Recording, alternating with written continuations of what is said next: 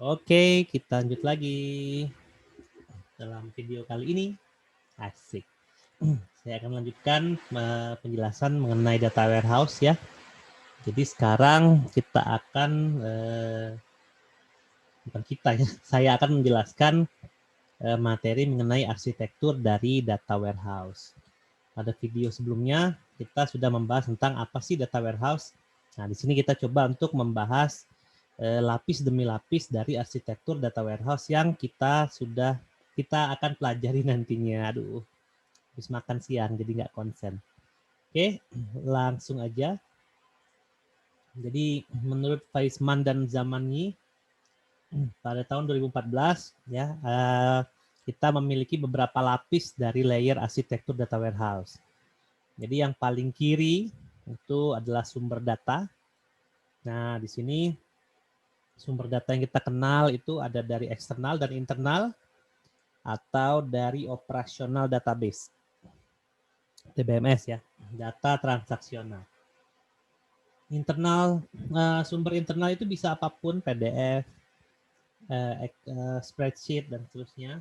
Eksternal juga bisa apapun, misalnya diambil dari internet, pakai crawler misalnya gitu ya, di Twitter, di situs berita, dan lain-lain. Kemudian kita punya 4 lapis di sini. Ada backend tier, ya, ada data warehouse tier, ada OLAP tier, dan yang terakhir kita punya front end tier. Jadi arsitektur data warehouse di sini kita punya 4 lapis setelah data sources atau sumber data. Oke, kita lihat dulu yang pertama adalah backend tier. Backend tier. Jadi disitulah pada backend tier ini terjadi proses yang namanya extract, transformation, dan loading. Extract itu artinya kita bisa lihat dari arsitektur tadi ya. Extract itu artinya dia akan mengekstrak data sumber data tadi menjadi data staging, di mana nanti data staging akan kita pakai untuk proses di data warehouse nantinya. Nah, terus ada transformation digunakan untuk mentransform data yang tadi terdiri dari sumber internal, eksternal, dan sumber lainnya, dan operasional, itu menjadi suatu bentuk standar yang sama. Jadi misalnya kita punya data penjualan, di mana dari data operasional ada atribut misalnya. Atribut itu namanya harga. Misalnya. Nah, dari sumber lain kita lihat ada atribut lainnya yang nama atributnya adalah HRG, BRG gitu ya. Atau satu lagi ada harga barang, itu kan padahal isinya sama gitu ya. Isinya ya harga barang. Tapi menurut sumber yang berbeda itu beda nama atributnya. Nah, penamaan atribut yang berbeda ini harus ditransformasikan jadi suatu standar. Misalnya dari 3 tadi diambillah nama barang sebagai nama atribut, lalu isi dari record-recordnya itu dimasukkan semua di situ, ya sehingga kita memiliki standar atribut yang namanya harga barang untuk nanti diolah di tier-tier berikutnya dalam lapisan arsitektur data warehouse, ya. Nah, tentu saja sebelum melakukan transformasi ya tadi diekstrak dulu ya datanya, dibersihin dulu. Jadi nggak bisa data itu tiba-tiba mentah, misalnya data dari Twitter tiba-tiba dimasukin, nggak bisa. Harus dipilih dulu, misalnya dibatasin dulu, tidak boleh ada kata penghubung misalnya, atau tidak boleh ada tanda baca dan lain-lain gitu ya, sehingga bisa nanti datanya jadi bersih dan siap untuk diolah ke proses selanjutnya. Jadi data staging tadi ya sudah saya sebutkan adalah data yang berasal dari database yang telah dimodifikasi melalui proses ekstrak data yang kemudian nantinya akan dimuat atau dimasukkan ke data warehouse.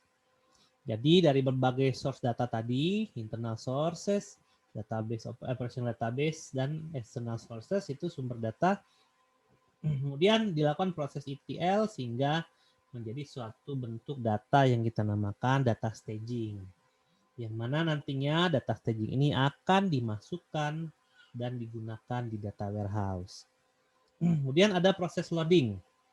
Ya, loading itu berarti setelah diekstrak, dibersihin datanya, ditransform, diubah bentuknya menjadi suatu standar. Loading itu berarti memasukkan data staging tadi ke data warehouse, yaitu proses loading namanya. Ya, itu dari sisi back-end-nya, back-end tier.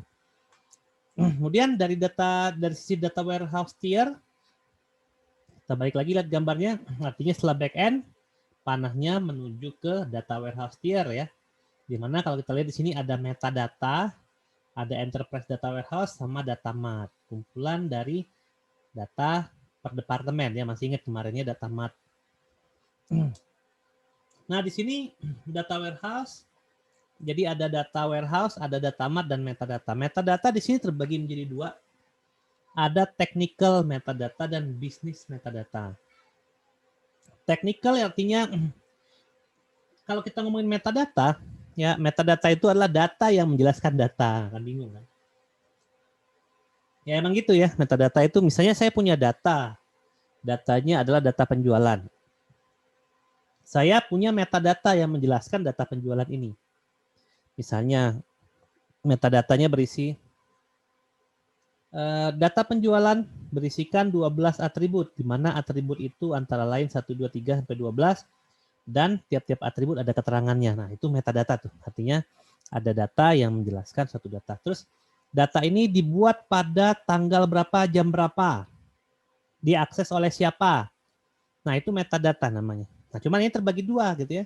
Ada technical metadata, menjelaskan mengenai bagaimana data distrukturkan dan disimpan ke dalam komputer. Jadi menjelaskan struktur datanya. Ada business data, menjelaskan rules, policies, dan constraint terkait data di sebuah organisasi. Ya, kalau business metadata misalnya data ini hanya boleh diakses oleh siapa, misalnya gitu. Atau data ini harus ditunjukkan pada siapa aja.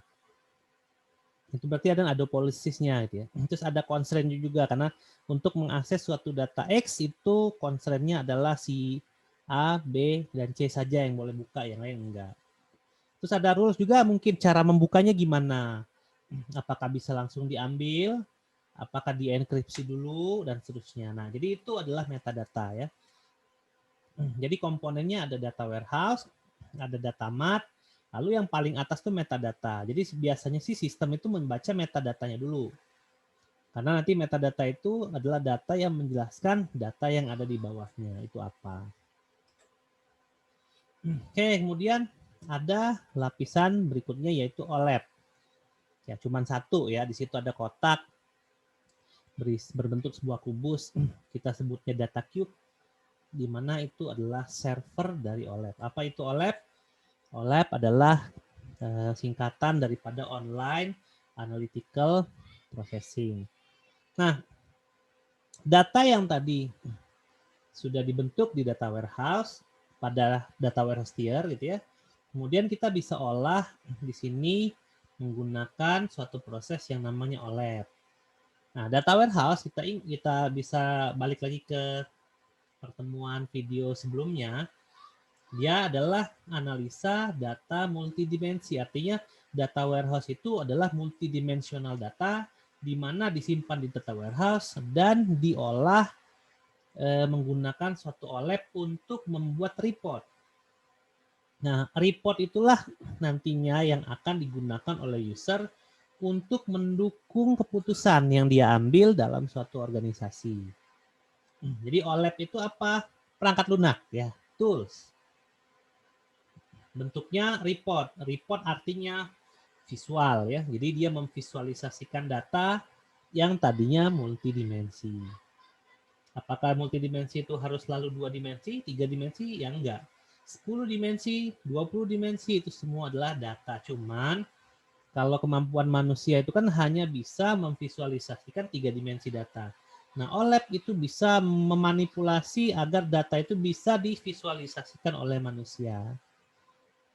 Ya. Nah, jadi di sini akan ditampilkan berupa suatu kubus di mana terdiri dari dimensi dan measure atau ukuran tertentu. Nah, ada 3 hal yang dilakukan oleh OLAP ya untuk menganalisa multidimensional data. Yang pertama adalah konsolidasi, dia akan mengelompokkan data. Misalnya tadi datanya adalah penjualan per tahun. data penjualan nih misalnya, atau penjualan per bulan. Atau dia akan mengelompokkan data berdasarkan provinsi, berdasarkan kota, berdasarkan cabang, franchise, dan lain-lain lah, itu macam-macam ya. Jadi OLAP bisa digunakan untuk konsolidasi. Kemudian OLAP juga bisa digunakan untuk mendrill down data. Jadi suatu data bisa ditampilkan, dan diurutkan berdasarkan hierarkinya. Misalnya nih kita punya atribut lokasi. Maka lokasi itu bisa di drill down misalnya dari provinsinya, dari kotanya, dari kabupaten, dari kecamatan, dari desa, dan seterusnya. Jadi dia akan mendrill down sesuatu atribut sehingga atribut itu dikelompokkan sesuai dengan levelnya masing-masing.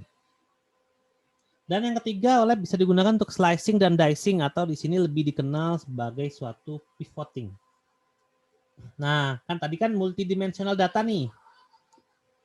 Kalau punya data 10 atribut, berarti dimensinya 10.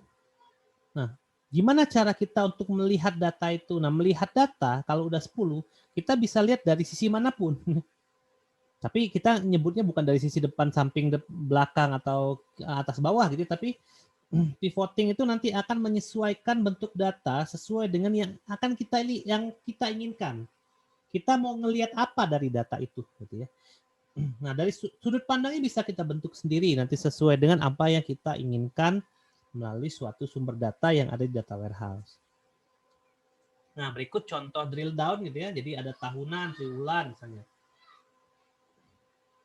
Ada nama hari, tanggal, ini adalah hierarki waktu. Kemudian kalau hierarki lokasi, wilayah, negara, provinsi, kota, kecamatan, dan lain-lain. Jadi dia berhierarki. Misalnya saya ingin lihat penjualan di kota Bandung misalnya. Misalnya nanti akan ditampilkan bahwa saya punya 3 cabang di kota Bandung dan penjualannya masing-masing itu berapa dan di total berapa. Misalnya contoh ya. Sehingga dari situ saya bisa menggunakan data itu untuk mendukung keputusan yang saya ambil. Misalnya saya ingin membuka cabang baru di Bandung. Nah, bisa saya lihat dari data itu apakah worth it gitu ya untuk membuka cabang baru atau tidak. Nah, ini tadi pivoting ya, slicing and dicing. Misalnya sebelah kiri nih, saya jualan sirup. Ya, lalu dari jualan sirup itu saya lihat pendapatannya. Nah, data yang saya miliki itu 3 dimensi nih. Di samping itu kan ada sirup, ada rasa, ada pendapatan 3 dimensi. Nah, kalau kita lihat dari tabel biasa itu kan kayak di relational database, bentuknya kan gitu ya, atributnya sirup, rasa, pendapatan. Sirup biasa, rasa strawberry, pendapatan 3.500.000. Sirup biasa, mangga, pendapatan 1.750.000. Dan seterusnya. Nah, kalau kita lihat ini kan, kita melihatnya ya dari sisi tabel aja gitu ya. Tapi saya ingin ubah nih bentuk tabelnya menjadi suatu sudut pandang yang berbeda.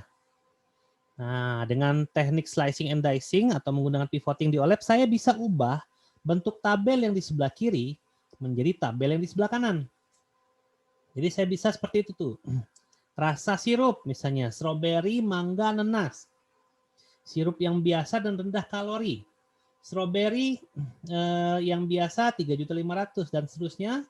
Lalu saya bisa kalkulasikan total ke samping dan total ke bawah. Nah, artinya kalau sirup biasa dari 3 varian, saya bisa mendapatkan total penghasilannya adalah 5.750.000. Kalau dari 3 rasa sirup yang rendah kalori, saya punya penghasilan 4.050.000. Sehingga total dari pendapatan saya semuanya adalah 9.800.000 dengan total masing-masing dari sirup rasa biasa dan rendah kalori itu ada di bawahnya ya, ada 5.800.000, 3.250.000 dan 750.000. Nah, kalau saya lihat dari tabel yang kanan, kan saya bisa bikin kesimpulan. Kita bisa lihat tuh. Rasa nanas saja kita lihat. Ya, total dari sirup biasa dan rendah kalori dari rasa nanas hanya menghasilkan pendapatan 750.000. Berbeda dengan rasa mangga dan stroberi. Nah, saya kan bisa ngambil putusan tuh. Artinya mungkin di bulan berikutnya saya akan menekan jumlah produksi dari sirup nanas untuk 2 varian biasa atau rendah kalori. karena pendapatannya tidak terlalu tinggi. Nah, kalau dilihat dari stroberi pendapatannya paling besar, artinya mungkin produksi bisa saya tingkatkan untuk sirup rasa stroberi. Yang biasa atau rendah kalori yang ditingkatkan, dilihat dari di sini berarti yang biasa. Nah, trennya ternyata masyarakat itu antara sirup biasa dan rendah kalori, kalau dilihat dari pendapatan nggak jauh berbeda. Artinya tren di masyarakat itu mau yang biasa atau rendah kalori itu sama-sama menguntungkan buat saya, kan gitu ya. Nah, jadi untuk mengambil keputusan, daripada kita ngelihat tabel yang sebelah kiri, kita lebih enak mengambil atau membentuk tabel yang di sebelah kanan. Nah, ini namanya teknik pivoting. Jadi kita bisa mentransformasikan data yang sebelah kiri menjadi bentuk yang berbeda di sebelah kanan, tapi tidak merubah apapun. Yang dirubah hanya sudut pandangnya saja. Ya, misalnya sirup biasa rasa stroberi pendapatan 3.500.000 itu sama. Sama, faktanya yang tercatat sama antara tabel yang kiri dan tabel yang kanan. Oke, seperti itu kira-kira. Nah, kemudian kita lanjut lagi ke front end tier. Kita balik lagi ya. Front end, paling ujung. Lihat panahnya. Dari OLAP server ke situ, dari data warehouse tier ke situ, dari data source juga ke situ. Jadi front end tier itu adalah area daripada tools atau aplikasi yang kita gunakan untuk mengeksekusi data warehouse tadi dari data resource, backend tier, database tier, dan OLAP tier. Ya, di situ maka kita punya front end. Jadi ini adalah aplikasi yang digunakan oleh user. Kalau OLAP server tadi kemampuan OLAP dari kemampuan servernya OLAP. Nah, ini adalah klien lah, dari sisi klien lah kalau ini klien OLAP.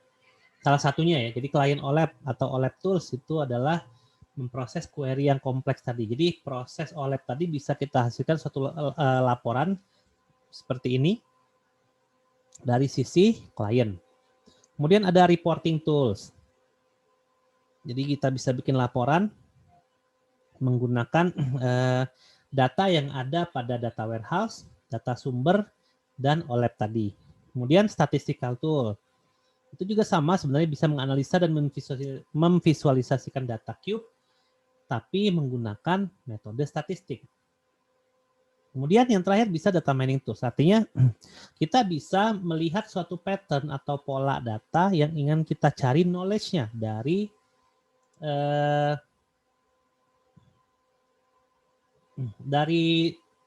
ketiga tier ini ya sampai ke data source. Sumber data, di sumber data, backend tier, data warehouse tier, sama OLAP tier, kita bisa manfaatkan itu semua dengan menggunakan teknik-teknik data mining yang nanti pun akan kita bahas pada video berikutnya. Nah, jadi data mining itu kalau ditanya sumber datanya dari mana? Bisa dari data warehouse karena bentuknya adalah multidimensional data. Oke ya, jadi seperti itu. Nanti toolsnya apa aja? Macam-macam lah kalau OLAP tools kan tergantung produk. Jadi kalau kita ngomongin klien itu kita ngomongin produk ya. Reporting tools ya tergantung produk. Statistical tool tergantung produk. Data mining tool tergantung produk. Misalnya bisa pakai yang saya tahu sih data mining ya. Pakai WK misalnya atau Rapid Miner. Nah, itu semuanya produk gitu ya. Dimana kita bisa langsung pakai produk itu untuk menganalisa data dan mendapatkan knowledge dari data yang ada pada data warehouse. Nah, manfaat data warehouse itu apa? Menurut Sharma dan Jane tahun 2013, memang data warehouse itu membantu suatu organisasi dalam meningkatkan keuntungan jangka panjang. Memang. Jadi kalau kita ngomongin keuntungan jangka pendek, mungkin data yang dipakai juga tidak banyak ya. Tapi kalau kita ngomongin jangka panjang, wah banyak sekali data yang harus kita analisa. Kalau kita analisa manual, ya mabok gitu. Jadi kita perlu suatu teknologi lah ya. Kalau kita bilang teknologi di sini adalah data warehouse dengan aplikasi-aplikasi pendukungnya. Nah, manfaatnya sebagai berikut. Jadi pertama adalah return of investment atau ROI. Jadi kalau kita menggunakan data warehouse teknologinya, maka kita bisa mendapatkan suatu gambaran mengenai peningkatan atau penurunan jumlah uang yang diinvestasikan nantinya. Nah, kalau kita udah dapat gambaran, kita bisa berhemat. Gitu ya. Artinya, organisasi dengan bisa memprediksi ROI ini bisa untuk menghemat pengeluaran dan mungkin bisa melihat sela-sela untuk mendapatkan keuntungan yang lebih.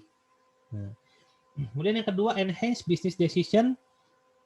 Tadi saya pernah singgung juga bahwa data warehouse digunakan untuk menganalisa data yang sangat besar dan analisanya bisa jadi baik karena dibantu dengan teknologinya berupa komputer, ya, jaringan internet dan aplikasi, sehingga dengan sangat mudah membantu suatu user dalam mengambil keputusan. Ya kan biasanya kalau mengambil keputusan, kalau kita nggak punya fakta atau data, kita susah mau ngambil keputusan apa nggak. Mungkin kan pakai teori-teori pencenahan. Menurut perasaan saya kan nggak mungkin.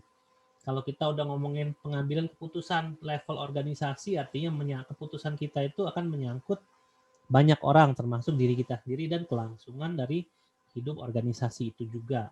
Jadi diperlukan data dan mungkin yang diperlukan banyak.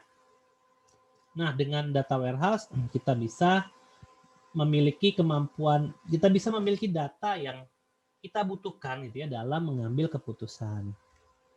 Kemudian ada timely access data, ini adalah manfaat data warehouse juga.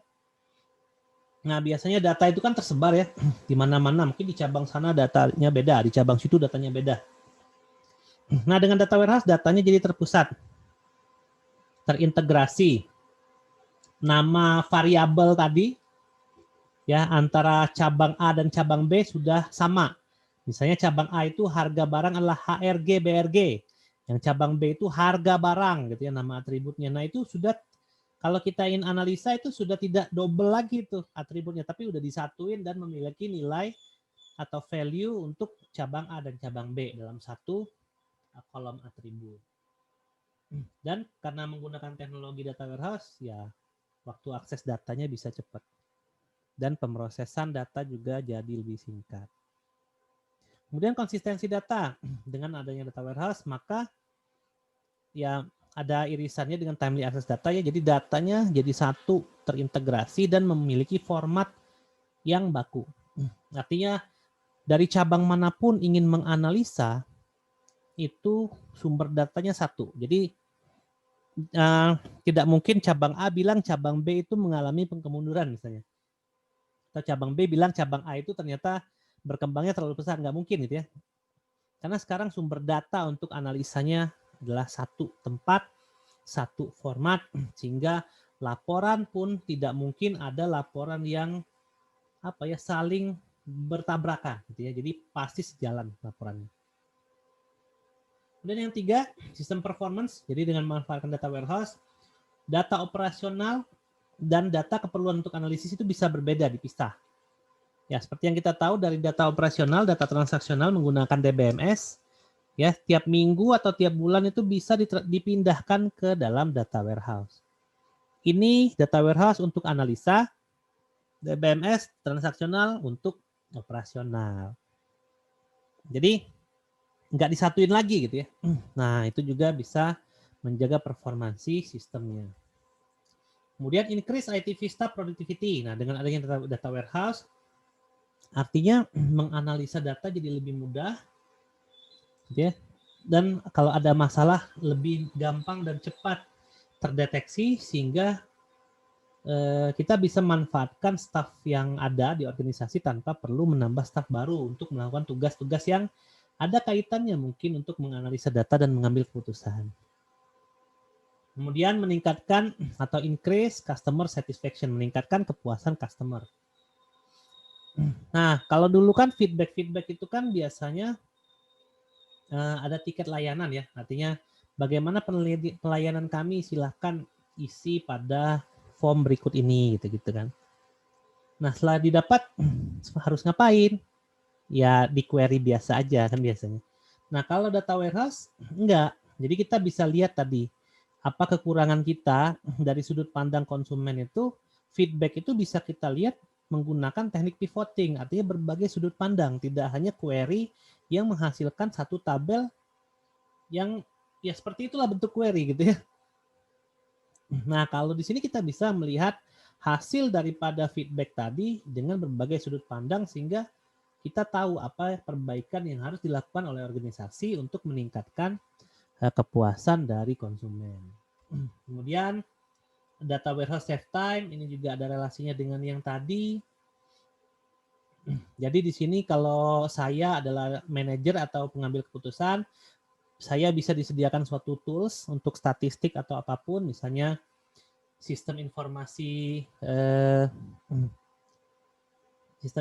eksekutif gitu ya, di mana itu adalah bagian daripada sistem informasi yang aplikasi sistem informasi yang dipakai oleh para eksekutif untuk melihat report, dan itu digunakan untuk mengambil keputusan. Biasanya itu masuknya ke client tier tadi ya. Client tier ke bagian mana? Reporting tools ya, untuk membuat laporan. Nah, terima kasih aja. Oke, jadi saya tidak perlu sebagai manajer tidak perlu menunggu staf IT lagi untuk melihat laporan. Saya bisa lihat laporan itu sendiri karena saya bisa bukan memanipulasi ya, mengubah sudut pandang saya terhadap data sehingga saya bisa sehingga sistem bisa menghasilkan visualisasi data sesuai dengan yang saya inginkan gitu kira-kira. Oke. Kemudian yang kedua, data warehouse enhance data quality and consistency. Ini juga ada kaitannya dengan yang tadi, dari berbagai macam sumber jadi satu format, dan setiap departemen bisa mendapatkan data yang sama persis, tidak timpang tindih gitu ya. Kemudian data warehouse provides historical intelligence. Nah, dari video yang sebelumnya sudah pernah dijelaskan bahwa data warehouse itu menyimpan data histori dari suatu organisasi. Bisa jadi selama 10 tahun, 15 tahun, atau dimulai dari organisasi itu berdiri. Jadi analisa data yang dilakukan pun akan jadi akurat karena datanya besar dan bisa diakses, serta dia bisa menunjukkan tren-tren yang diinginkan nantinya. Artinya dengan memanfaatkan data warehouse ini, organisasi sudah memanfaatkan teknologi dengan baik dan dia memiliki kekuatan untuk bersaing dengan para perusahaan kompetitornya. Baik, seperti itu kira-kira ya arsitektur data warehouse dan beberapa manfaatnya. Baik, sekian dari saya. Apabila ada penjelasan yang salah gitu ya, atau kurang dimengerti ya, saya mohon maaf. Saya pamit, terima kasih sudah menyaksikan video ini. Wassalamualaikum warahmatullahi wabarakatuh.